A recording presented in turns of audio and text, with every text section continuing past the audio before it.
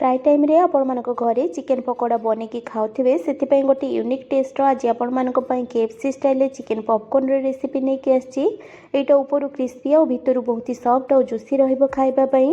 एहाको mainly आमे boneless chicken रु बनेबा। प्राय लोकंको घरे बोनलेस चिकेन खाइबा पई पसंद करंतिनी, किंतु आपण माने एही प्रोसेस रे रेसिपी को जदी थरे बनै नेबे ना ताहले समस्तंकर एटा बहुत ही फेवरेट हे जिवो। सेतिपई वीडियो को पूरा देखंतु। रेसिपी जदी भल लागे लाइक और शेयर करिवे। चैनल रे नुआ थिले मो चैनल को सब्सक्राइब करने और जदि फेसबुक पेज रे देखते प्लीज फॉलो करेंगे। ताले चलतु रेसिपी को स्टार्ट करनबा। नमस्कार, किचन सिद्धलक्ष्मी को आपण मानकु बहुत बहुत स्वागत। ये रेसिपी बनवाई प्रथम तो ये देखो मुझे किसी बोनलेस चिकन को ना भल भाव में धोईकी ये रखी नहीं। आठी आपण मैंने देखिपे बोनलेस चिकन सबको ना मीडियम साइज पीसेस रे कट करके रखी। यह आपण मैंने अधिक छोट बा अधिक बड़ करके काटबेनी। एमती कले कौन हम ना ये भल भाव में फ्राए हो पार और शीघ्र सिझी जीव। एबे यह आम मेरिनेट करवा से मुझे गोटे चमच अदा रसुण पेस्ट 2 चमच ये दही एड कर नौची। आपण मैंने फ्रेश दही एड करेंगे, बेसी खटा दही एड करेंगे। ता सहित ये मुझे स्वाद अनुसार लुण, अल्प टिके हलदी गुंड, हाफ चमच लंका गुंड, हाफ चमच जीरा गुंड, ता सहित ये मुझे हाफ चमच रु टिके कम गोलमरीच पाउडर एड कर नौची। ता सहित ये मुझे गोटे चमच लेंबूर रस एड कर नौची। एबे सबको आम भल भाव में गोलेकी मिसई नवा जमी सब जिनसर कोटिंगटा चिकेन उपर भल भाव में आसीजिव। ये देखो सब जिनस को भल भाव में मिसेक मुझे मेरिनेट कर आम कभर करके 2 ରୁ 3 घंटा फ्रिज रे रखी नवा, जहाँफल मेरिनेशनटा भल भाव में सेट हो चिकेन पॉपकॉर्नटा बहुत ही भल तैयारी हम। आपण मैंने एमती किसी समय फ्रिज रे रखी नेबे। तापर ये देखो मुझे गोटे खाली बाउल नहीं जाइए। आम गोटे ड्राई पाउडर मिक्सर बनवा से मुझे गोटे कप मैदा एड कर नौची। मैदा एड कलापर ये देखो मुझे हाफ कप नौची कॉर्नफ्लोर और मैदा को एड कलापर ये आम स्वाद अनुसार लुण एड कर नवा।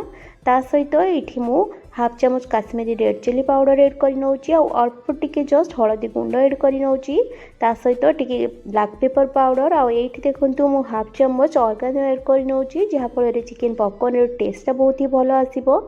एबे सबको आम भल भाव में मिक्स कर नवा जमती यहाँ पूरा बढ़िया भाव में मिसी जीवो। एथिरे आपण माने बिल्कुल भी पानी एड करेंगे, यहाँ ड्राई ही एमती भल भाव में मिक्स करेंगे। ये बिल्कुल रेडी हो जाए। साइड में रखा। चलते नेक्स्ट प्रोसेस को जीवा। ये देखो चिकेन को मेरिनेट करके रखिबार 2 घंटा पर मुझे फ्रिज रे बाहर कर आनी। ये चिकेनटा बढ़िया भाव में पूरा सेट हो जाए। एबे यहाँ चलतु कुकिंग प्रोसेस को लेकिन जीवा। ता पूर्वर ये देखो मुझे गोटे चिकेन रो पीस नहीं जाऊँगी। यहाँ आम जो मैदार पाउडर मिक्सरटा बनई ना से भल भाव में डिप करके यहाँ भल भाव में पूरा कोट करनवा जमी यहाँ भल भाव में पूरा चारिआडे कोट हो। ये देखो मुझे गोटे बाउल में पूरा चिल्ड पानी नहीं। एबे से चिकेन पीसटा को से चिल्ड पानी रे एड कलापर पुणी थे मैदार पाउडर रे सेटा को भल भाव में कट करनवा। आपण मैंने एमती डबल प्रोसेस रे कट कले ना चिकेन पॉपकॉर्न टा बहुत ही क्रिस्पी रही और खाइबा बहुत ही टेस्टी लगे। चिकेन पीस को भल भाव में कट कर ये देखो यहाँ मुझे गोटे प्लेट रे रखी नौची। सेम प्रोसेस रे पुणी गोटे चिकेन पीस को नवा और यहाँ प्रथमे मैदार पाउडर टे भल भाव में डिप करवा जमी यहाँ भल भाव में चारिआडू पूरा कट होपर पुणी थे चिल्ड पानी रे यहाँ बुड़े सारापर पुणी थे मैदारे कट करनवा भल भाव में। यही प्रोसेस रे आपण माने सब चिकेन को बनै नेबे। एठी आपण माने पूरा चिल्ड पानी नेबे, नहले तो पानी रे भल भाव में किछि बरफ पके नेबे देके एही प्रोसेस को करि नेबे। सेम प्रोसेस रिपीट करके ये देखो मुझे बहुत सारा चिकेन पीस को बनैकी गोटे प्लेट रे रखी नहीं। एबे सबको चलतु आम फ्राए करनवा से ये देखो मुझे गैस ऑन करके गोटे पेन बसई नहीं और पेन रे ये मुझे रिफाइन तेल एड कर तेल ये भल भाव में गरम हो जाए। तेलटा जो पूरा भल भाव में गरम होना से आम बनई चिकेन पीसेस गुड़िक ये एड करनवा। गोटे गोटे करके सब चिकेन पीस को मुझे एड कर नौची। जेतिक चिकेन पीस एका थरे आसीपर सेतिक ही एड करूँ। बहुत अधिक एकाथरे एड करंतुनी नहले तो बहुत तेल एब्जॉर्ब कर नहीं पारे। ये सब चिकेन पीस को एड कलापर ना गैस फ्लेम को आम मीडियम रे रखिकी यहाँ किसी समय फ्राए करवा। प्राय 10 ରୁ 15 मिनट आपण मानक लगी पारे यहाँ भल भाव में फ्राए होगापाई। हाई फ्लेम करके करेंगे नहले यहाँ ऊपर पोड़ीज और खावाई भल लगे और भितरटा हो लो टू मीडियम फ्लेम रे 3 ରୁ 4 मिनट गोटे साइड को कुक कलापर यहाँ आम अन्य साइड को उल्टे नवा और अन्य साइड टी को 3-4 मिनट भल भाव में फ्राए करनवा। यहाँ एपट सेपट करके टोटाल 12 ରୁ 15 मिनिट पर देखिए यहाँ बढ़िया भाव में क्रिस्पी होकर फ्राए हो गैस रो फ्लेम और चिकेन रो साइज उपर डिपेंड करे यहाँ केते शीघ्र बा केते लेट रे कुक होची। एठी देखंतु पाखापाखि 15 मिनिट फ्राए कला परे ना लो टू मीडियम फ्लेम रे एठी चिकेन बढ़िया भाव में फ्राए हो गलानी बढ़िया कलर मध्य आसी जाइछि।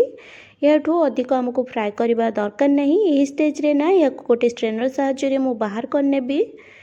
फास्ट बैच रो चिकेन सबको बाहर कर नेला परे बाकी थिबा चिकेन रो पीसेस गुडी को तेल रे ऐड करके सेम प्रोसेस रे आमे फ्राए करके बाहर करि नबा।